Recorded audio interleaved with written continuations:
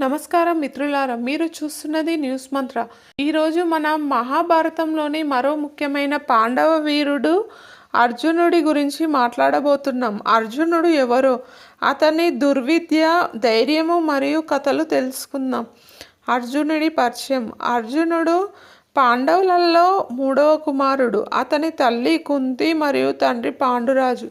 అర్జునుడి జన్మ దేవేంద్రుడి అనుగ్రహంతో జరిగింది. అర్జునుడు ఒక గొప్ప యోధుడు, దుర్విద్యలో నిపుణుడు. అతని గురువు ద్రోణాచార్యుడు అర్జునుని దుర్విద్యలో నైపుణ్యాన్ని పెంచాడు. అర్జునుడు ఒక గొప్ప యోధుడు, ధనుర్విద్యలో నిపుణుడు. అతని గురువు ద్రోణాచార్యుడు అర్జునుని ధనుర్విద్యలో నైపుణ్యాన్ని పెంచాడు. ధనుర్విద్య నైపుణ్యం. అర్జునుడు తన ధనుర్విద్య నైపుణ్యం వలన ప్రసిద్ధి పొందాడు. అతని గురువు ద్రోణాచార్యుడు అర్జునుడిని సర్వశ్రేష్ఠ శిష్యుడిగా భావించారు. ఒక సందర్భంలో ఒక చెట్టు ఆకును గోళీ చేయాలని గురువు చెప్పినప్పుడు అర్జునుడు తన దృష్టిని ఆకుపై నిలిపి అచ్చుగా గోళీ చేశాడు. ఈ ఘటన అర్జునుడి ధనుర్విద్య నైపుణ్యానికి నిదర్శనం. ద్రౌపది స్వయంవరం. ద్రౌపది స్వయంవరం అర్జునుడి జీవితంలో ఒక ముఖ్య ఘట్టం.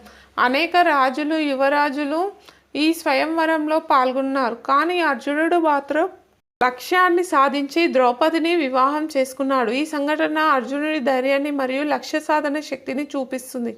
వనవాసం సమయంలో అర్జునుడి ప్రయాణం.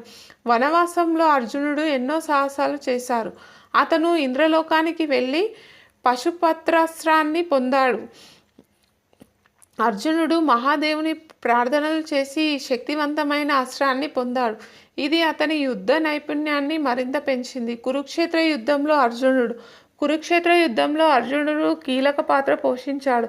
అతని శక్తి, ధైర్యం మరియు ధనుర్విద్య నైపుణ్యము యుద్ధంలో కీలక పాత్ర పోషించాయి. అర్జునుడి గురు కృష్ణుడు అతనికి గీతోపదేశం ఇచ్చారు. ఇది యుద్ధంలో అతనికి మార్గదర్శకం చేసింది. భగవద్గీత. కురుక్షేత్ర యుద్ధంలో అర్జునుడికి కృష్ణుడు భగవద్గీతను చెప్పిన విషయం ప్రసిద్ధి చెందింది. అర్జునుడు తన కర్తవ్యాన్ని స్మరించుకొని యుద్ధానికి సిద్ధమయ్యాడు. ఈ ఘటన అర్జునుడి ధర్మబద్ధతకు మరియు కృష్ణుని భక్తికి నిదర్శనం.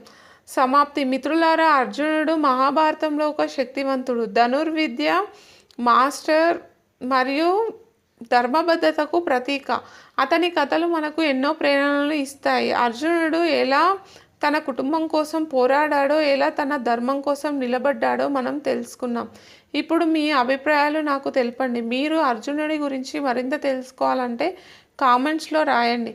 మనం మరిన్ని ఆసక్తికరమైన కథలతో మీ ముందుకు రాబోతున్నాం.